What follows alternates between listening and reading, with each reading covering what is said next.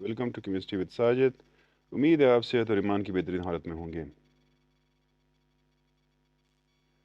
आज हमारा टॉपिक जो है वो पिछले सिलसिले से मुतसिल जो है अल्डिहाइड्स और कीटोन्स के हवाले से है। ऑक्सीडेशन ऑफ अल्डिहाइड्स और कीटोन्स की आज हम बात करेंगे कि अल्डिहाइड्स और कीटोन्स जो है वो ऑक्सीडाइज होकर क्या बनते हैं, किस तरह से ऑक्सीडेशन हो सकती है, किन किन ऑक्सीडाइजिंग एजेंट्स के साथ इसकी ऑक्सीडेशन हम कर सकते हैं। तो आइए शुरू करते हैं। Oxidation of aldehydes and ketones और oxidation of carbonyl compounds. Aldehydes और कीटोन्स दोनों ऑक्सीडाइज हो सकते हैं, लेकिन ये है कि अल्डिहाइड्स की ऑक्सीडेशन निस्बतन आसानी से हो सकती है और ये चेंज होते हैं कार्बोक्सिलिक एसिड्स में, जबकि कीटोन्स जो है उसकी ऑक्सीडेशन मुश्किल से होती है और ये भी ऑक्सीडेशन पे कार्बोक्सिलिक एसिड्स बनाते हैं।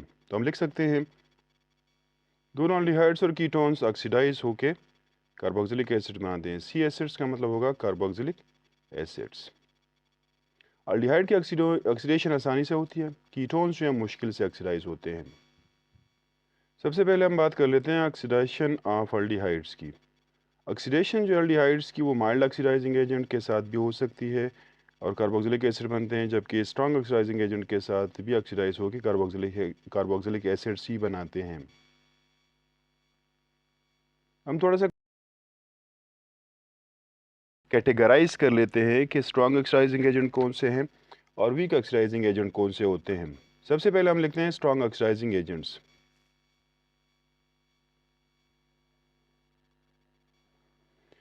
ये हमारे पास स्ट्रॉन्ग ऑक्सीडाइजिंग एजेंट है, पोटाशियम डाइक्रोमेट है, पोटाशियम परमैंगनेट है और पोटाशियम क्रोमेट और डाइल्यूट नाइट्रिक एसिड।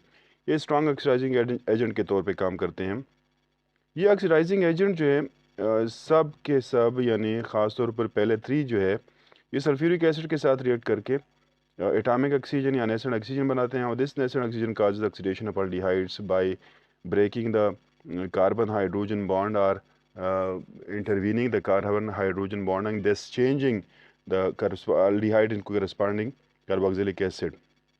जो ऑक्सीजन एटम पैदा करते हैं उसके लिए मैं एक रिएक्शन लिख देता हूँ कि ऑक्सीजन एटम किस तरह पैदा है। मैं सब मिसाल के तौर पर मैं पोटाशियम डाइक्रोमेट को लेता हूँ, अगर उसको सल्फ्यूरिक एसिड के साथ ट्रीट किया जाता है तो कौन कौन से कंपाउंड बनते हैं और जो ऑक्सीजन बनता है असल में वही ऑक्सीजन जो है ऑक्सीडेशन के लिए रिस्पॉन्सिबल होता है।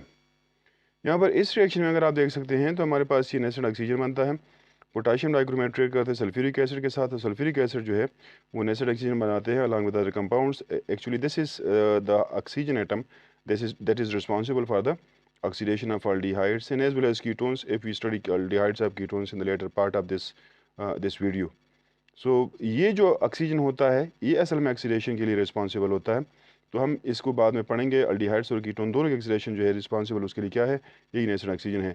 तो हम आमतौर पर इस रिएक्शन को वहाँ पर नहीं लिखते, बल्कि इसको हम पोटाशियम क्लोराइड और सल्फ्यूरिक एसिड को उस एरो के ऊपर लिख देते हैं और इस एटॉमिक ऑक्सीजन को हम रिएक्टर यानी अल्डिहाइड्स और कीटोन के साथ लिख देते हैं, जिससे हमें ये पता चलता है कि ये पोटाशियम डाइक्रोमेट ने सल्फ्यूरिक एसिड के साथ अमल करके ये नेसेंट ऑक्सीजन बनाया है और ये नेसेंट ऑक्सीजन जो है फिर ऑक्सीडेशन काज करता है। आइए देखते हैं कि माइल्ड ऑक्सीडाइजिंग एजेंट हमारे पास कौन से होते हैं। तो माइल्ड ऑक्सीडाइजिंग एजेंट्स में हमारे पास ये जे ऑक्सीडाइजिंग एजेंट्स जो शामिल हैं।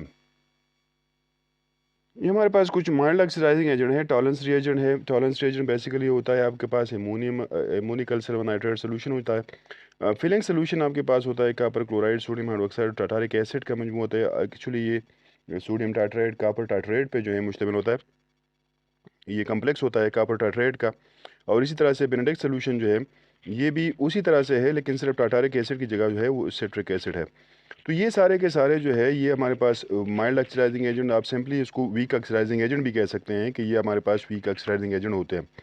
अब आइए डिस्कस करते हैं कि अल्डिहाइड्स जो हैं वो ऑक्सीडाइज किस तरह से होते हैं और ऑक्सीडेशन पे अल्डिहाइड्स जो हैं वो क्या बनाते हैं।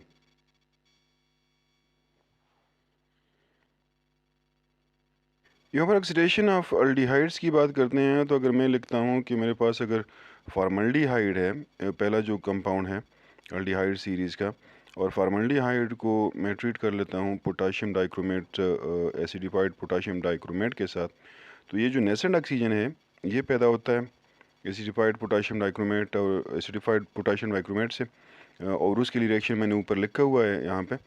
तो ये पोटाशियम डाइक्रोमेट हो गया, सल्फ्यूरिक एसिड के साथ रिएक्ट करेगा तो मेरे पास जो है कंपाउंड बनेगा फॉर्मल्डिहाइड से फॉर्मिक एसिड।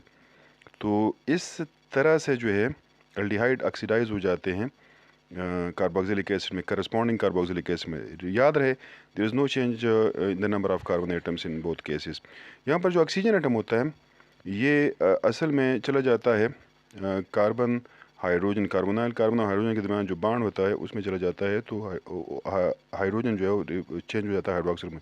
इसको हम इथेनॉल भी कह सकते हैं। इसी तरह से अगर आपके पास एसिटिल्डिहाइड है यानी इथेनॉल है, तो वो ऑक्सीडेशन पे एसिटिक एसिड या इथेनोइक एसिड जो है वो बना के देता है। अब अगर मैं अल्डिहाइड्स जो है उसको ट्रीट करता हूँ with any of the 3 weak oxidising agents, तो उस दौरान मुझे कोई ना कोई प्रेसिपिटेट जो है वो हासिल होता है। और अगर यही ऑक्सीडाइजिंग एजेंट जो है, जो माइल्ड ऑक्सीडाइजिंग एजेंट मेरे पास है, इसको मैं कीटोन्स के साथ ट्रीट करता हूं, तो याद रहे कि ये कीटोन की ऑक्सीडेशन जो है वो काज नहीं करते। तो मैं एक दो रिएक्शंस यहाँ पर लिख देता हूं, फिर बाद में इसी रिएक्शंस को हम पढ़ेंगे। आइडेंटिफिकेशन ऑफ कार्बोनाइल कंपाउंड्स यानी एल्डिहाइड्स को डिफरेंशिएट करने के लिए कीटोन से, तो उसमें यही चीज़, यही फ़र्क जो है वो वाजे होगा। और वहाँ पर आपको अगर कीटोन्स ट्रीट करते हैं तो माइल्ड ऑक्सीडाइजिंग एजेंट के साथ रिएक्ट नहीं करेंगे, जबकि अल्डिहाइड जो है वो माइल्ड ऑक्सीडाइजिंग एजेंट के साथ भी रिएक्ट करके आपको प्रेसिपिटेट देते हैं। For example in Tollens test जो है which is also known as silver mirror test, वहाँ पर आपको सिल्वर डिपॉजिट करके देगा, एटॉमिक सिल्वर डिपॉजिट करके देगा। फिलिंग सोल्यूशन में और बेनेडिक्ट सोल्यूशन में आपके पास जो है रेड कलर जो है प्रेसिपिटेट हासिल होते हैं, और रेड कलर प्रेसिपिटेट जो है आपके पास होते हैं क्यूप्रेक्स ऑक्साइड के। तो वहाँ पर इसकी डिफ्रेंशिएशन हो जाती है। तो मैं इसको इस तरह कर लेता हूँ कि इसको पेनेडिक सोल्यूशन के साथ ट्रीट कर लेता हूँ, और वहाँ पर एक रिएक्शन जो है आपको मैं बता देता हूँ, बाकी जो है इसको आइडेंटिफिकेशन अब एल्डिहाइड्स और कीटोन्स पे करेंगे इंशाल्लाह। मैं अगर कोई सा भी जर्नल एल्डिहाइड लूँ और उसको मैं ट्रीट करूँ फॉर एग्जांपल पेनेडिक सोल्यूशन के साथ, तो रिएक्शन उसका कुछ इस तरह से होगा। यहाँ पर इस रिएक्शन में हमने एक जर्नल एल्डिहाइड लिया है, कोई सा भी एल्डिहाइड हो सकता है, ये फॉर्मल्डिहाइड, एसिटाल्डिहाइड या प्रोपियोन एल्डिहाइड भी हो सकता है। इसको आप बेनेडिक्ट सोल्यूशन के साथ जो है ट्रीट करते हैं, तो आपको sodium salt of carboxylic acid हासिल होता है, और उसके अलावा जो है आपको रेड प्रेसिपिटेट जो कि क्यूप्रेस ऑक्साइड का होता है, रेड कलर प्रेसिपिटेट हासिल होता है। अब इस रिएक्शन से आपको पता चलेगा कि ये जो कंपाउंड है ये क्या है, एल्डिहाइड है, क्योंकि इसने वीक ऑक्सीडाइजिंग एजेंट के साथ रिएक्ट करके आपको क्यूप्रेस ऑक्साइड बनाया है। तो ये रिएक्शन हो गए बेसिकली अल्डिहाइड्स और कीटो, अल्डिहाइड्स के स्ट्रॉन्ग ऑक्सीडाइजिंग एजेंट के साथ भी, और उसके अलावा वीक ऑक्सीडाइजिंग एजेंट के साथ भी। इसके बाद हम बात करते हैं कीटोन्स की ऑक्सीडेशन जो है वो किस तरह से होती है। तो फिर जो है हम बात करेंगे आइडेंटिफिकेशन ऑफ एल्डिहाइड्स और कीटोन्स के हवाले से। हमने शुरू में कहा था कि कीटोन्स जो है मुश्किल से ऑक्सीडाइज होते हैं, लिहाजा कीटोन्स को वीक ऑक्सीडाइजिंग एजेंट जिस तरह से टॉलेंस रिएजेंट है, बेनेडिक्ट सोल्यूशन है या फिलिंग सोल्यूशन है, वो ऑक्सीडाइज नहीं कर सकते।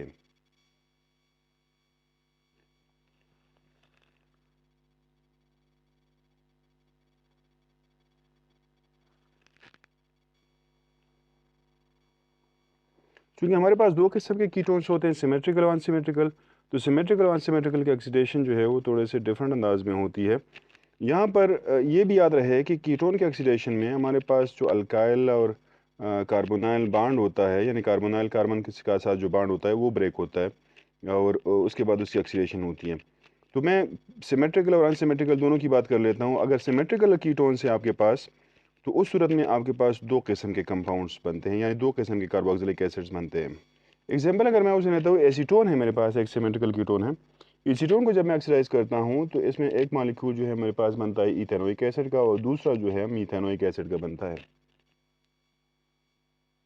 यहाँ पर आप देख सकते हैं मेरे पास एसीटोन है या प्रोपेनोन जिसको मैं कहता हूँ, उसको ऑक्सीडाइज किया हमने, तो उससे एक मॉलिक्यूल जो है इथेनोइक एसिड का बन गया, दूसरा मॉलिक्यूल जो है वो मीथेनोइक एसिड का बनता है।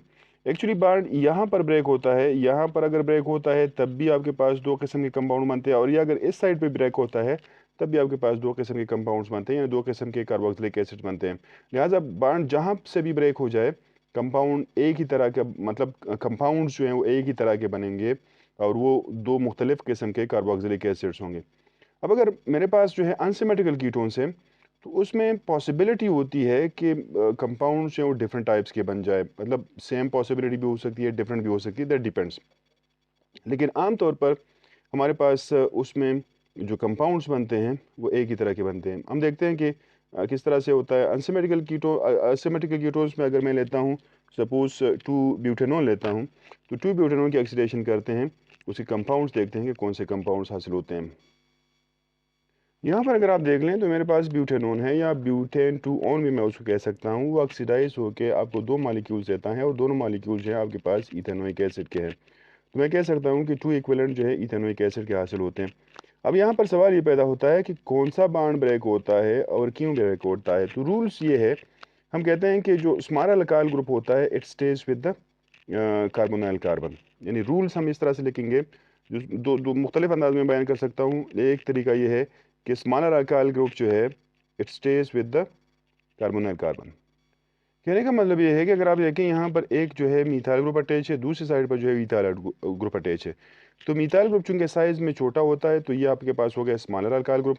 तो स्मॉल अल्काइल ग्रुप किसके साथ रहता है? कार्बोनाइल ग्रुप के साथ रहता है, कार्बोनाइल कार्बन के साथ अटैच रहता है। तो इसका मतलब ये हुआ कि जो लार्जर अल्काइल ग्रुप है, bond between larger alkyl group and carbonyl carbon breaks. तो अब अगर लार्जर अल्काइल ग्रुप का बॉन्ड जो है ब्रेक होता है तो ये भी 2 कार्बन हमारे पास आ जाते हैं। 2 कार्बन जो है ये ऑक्सीडाइज होके आपको 2 कार्बन वाला कार्बोक्सिलिक एसिड देते हैं जिसको मिथेनोइक एसिड कहते हैं। दूसरा साइड भी जो 2 कार्बन आ जाते हैं वो भी ऑक्सीडाइज होके कार्बोक्सिलिक एसिड बनाते हैं और वो भी 2 कार्बन वाला कार्बोक्सिलिक एसिड यानी इथेनोइक एसिड होता है। तो एक तो इस तरह से इसको बयान किया जा सकता है। और एक और तरीका ये है कि bond between carbon atom and that carbon atom and carbonyl carbon breaks which has less number of hydrogen atom। यानी वो कार्बन एटम अल्काइल ग्रुप, उस अल्काइल ग्रुप का जो कार्बन एटम है वो ब्रेक होता है जिसके साथ हाइड्रोजन की तादाद कम हो। मिसाल के तौर पर अगर आप यहाँ पर देखें तो इस कार्बन के साथ 2 हाइड्रोजन हैं, जबकि इस कार्बन के साथ कितने हैं? 3 हाइड्रोजन हैं। तो ये भी अटैच है कार्बोनाइल कार्बन के साथ, ये भी अटैच है कार्बोनाइल कार्बन के साथ। अब मैंने जो कहा कि वो ये है इस तरह से कि उस कार्बन का बॉन्ड जो है कार्बोनाइल ग्रुप के साथ ब्रेक होता है जिसके पास हाइड्रोजन कम हो। तो हाइड्रोजन किसके पास कम है? ये CH2 के पास कम होते हैं। इस वजह से ये वाला बॉन्ड जो है वो ब्रेक होता है। तो एक तरीका ये है, अगर आप इस तरीके से बयान कर सकते हैं या दूसरे तरीके से, पहले तरीके से, तो दोनों का मतलब जो है वो एक ही होता है। लिहाजा कंपाउंड के उसके उस पे नेचर पे उस पर कोई फ़र्क नहीं पड़ेगा, सिर्फ अंदाज जो है वो डिफरेंट है, मेथड्स ऑफ एक्सप्रेशन जो है वो डिफरेंट है, जिस तरह से उसको बयान किया जाता है वो मुख्तलिफ अंदाज है। बाकी प्रोडक्ट्स जो हैं हमारे पास सेम आते हैं। अच्छा, एक चीज़ आपको और बता दें और वो ये है कि बाज़ बुक्स में ये रिएक्शन जो है थोड़े से मुख्तलिफ अंदाज में दिया हुआ है। जिस तरह से मैंने किया इस तरह से उन्होंने नहीं दिया। उसमें वो कहते हैं कि आप जब एसीटोन या प्रोपेनोन को ऑक्सीडाइज करते हैं तो ठीक है, एक तरफ आपके पास हासिल हो जाता है 2 कार्बन वाला कार्बोक्सिलिक एसिड। ये जो 1 कार्बन वाला बन जाता है, यानी जो अल्काइल ग्रुप होता है वो फिर ऑक्सीडाइज किया होता है उन्होंने कार्बन डाइऑक्साइड में। तो हो सकता है कि बाज़ बुक्स में आपको इस तरह से आए और ज़्यादातर जो है बुक में इस अंदाज से हैं, तो आप वो एस्पेक्ट भी उसका देख लें। अगर आपके टेक्स्ट में जो है वो उस अंदाज में है तो बेशक आप उसको वो फॉलो कर दें। अगर किसी बुक में इस तरह से है तो फिर इसको फॉलो करना होगा। मैं दोनों एस्पेक्ट्स आपके पास आपके सामने रख दिए हैं कि ये रिएक्शन जो है वो 2 मुख्तलिफ तरीक़ों से मुख्तलिफ बुक्स में जो है वो शो किया हुआ है। तो ये आप कह सकते हैं कि ये रिएक्शन जो है 2 मुख्तलिफ तरीक़ों से रिपोर्ट हुआ है, जिसमें एक में जो है आपके पास कार्बोक्सिलिक एसिड बनता है, जबकि दूसरा अल्काइल ग्रुप जो है वो ऑक्सीडाइज होकर कार्बन डाइऑक्साइड बनाता है। जबकि इस बुक में या ज़्यादातर बुक में इस तरह होता है कि जो अल्काइल ग्रुप ब्रेक हो जाता है कार्बोनाइल कार्बन के साथ, उसका बॉन्ड ब्रेक हो जाता है, तो वो अल्काइल ग्रुप भी ऑक्सीडाइज होकर कार्बोक्सिलिक एसिड बनाता है, जबकि दूसरे साइड पर जो अल्काइल ग्रुप बनता है या एसाइल ग्रुप बनता है वो भी ऑक्सीडाइज होकर कार्बोक्सिलिक एसिड बनाता है। तो ये दोनों एस्पेक्ट्स हैं। मैं दोनों रिएक्शन जो है वो यहाँ पर लिख देता हूँ। इसके बाद मैंने तो वो रिएक्शन लिख दिया है, दूसरा रिएक्शन मैं आपके सामने रख देता हूँ। बाकी आपकी मर्ज़ी है कि आप जिस तरह से उसको करना चाहें। एक जगह पे ये रिएक्शन इस तरह से रिपोर्ट हुआ है, तो आपके जो अभी केपी के जो टेक्स्ट बुक है उसमें ये रिएक्शन इस अंदाज से दिया हुआ है, लिहाजा आप इसी तरह से इसको फॉलो करें। और बाकी जो बुक्स हैं या जहाँ पर इसको इस अंदाज में दिया हुआ है, शायद फेडरल बोर्ड उसमें फेडरल का जो टेक्स्ट बुक है उसमें इस अंदाज से ये रिएक्शन दिया हुआ है, तो वो जो है उस अपने अंदाज से उसको फॉलो करें। यहाँ तक वीडियो वाइंड अप करते हैं हम। अगली वीडियो जो है हमारी होगी identification of carbonyl compounds in aldehyde और कीटोन्स में फ़र्क के हवाले से होगी कि आइडेंटिफिकेशन कार्बोनाइल कंपाउंड्स की जो है हम किस तरह सकते हैं। अगर वीडियो पसंद आए तो शेयर भी कीजिएगा और सब्सक्राइब भी कीजिएगा।